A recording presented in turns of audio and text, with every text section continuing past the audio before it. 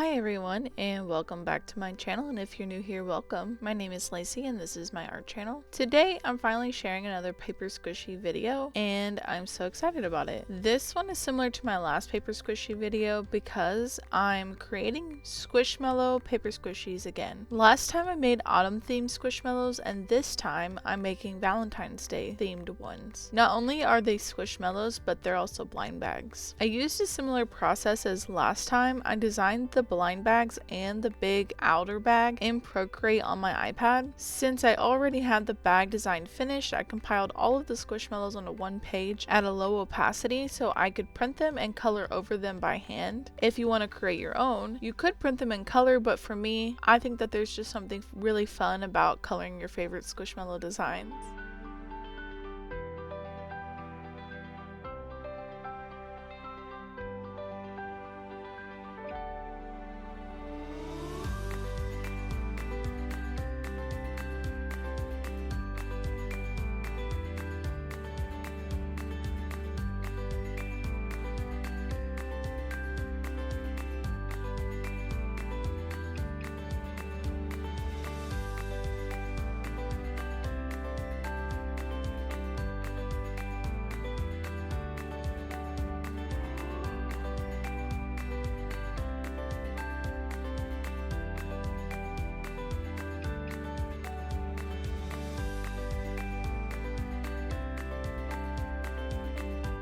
When I chose which Squishmallows to make, I didn't just pick the ones I personally liked. I also thought about the overall color scheme and how they would look together on the bag design. Unfortunately, when I got to the last one, I realized I had made a pretty big mistake. I started wondering why this one design was bright red where the other ones weren't. The squirrel was mostly brown but had pink in it to balance it out, but the red looked really bold compared to the other colors, and that's when I realized that there were actually two Valentine dog Squishmallows that looked really similar. I was supposed to be coloring Trishelle, but I accidentally colored this imposter, Sager, instead. And on top of that, I somehow turned Trishelle into a Fuzzmallow, even though she's not one.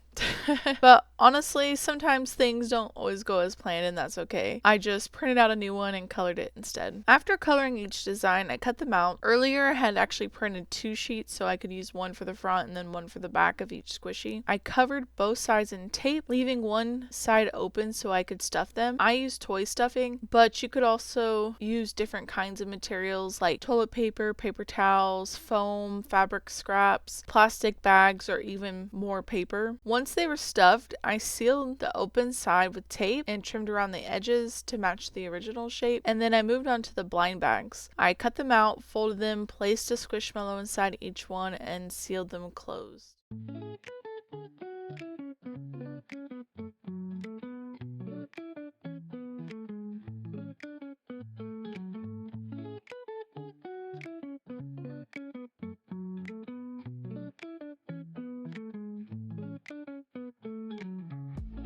For the big outer bag, I cut out a window in the center. In my last video, I used a piece of clear plastic from a sticker sheet to cover the opening. This time, I wanted to try something different in case not everyone has that available. So I covered the window with tape on both sides to make it transparent, and then I taped it to another sheet of paper, leaving one side open so I could add the smaller blind bags inside. Another idea for the center is using a Ziploc bag for the middle, and then I also think it could be cute to make it into like a shaker, filling it with some kind of like sequins or confetti. I might actually try that in a future video if I remember.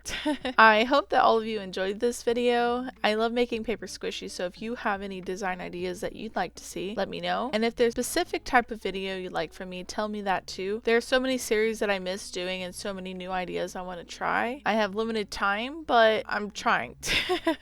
I'm here. I hope all of you are having a wonderful week so far. Thank you for being a part of my art journey and letting me be a part of yours as always, and I look forward to seeing all of you in the next video.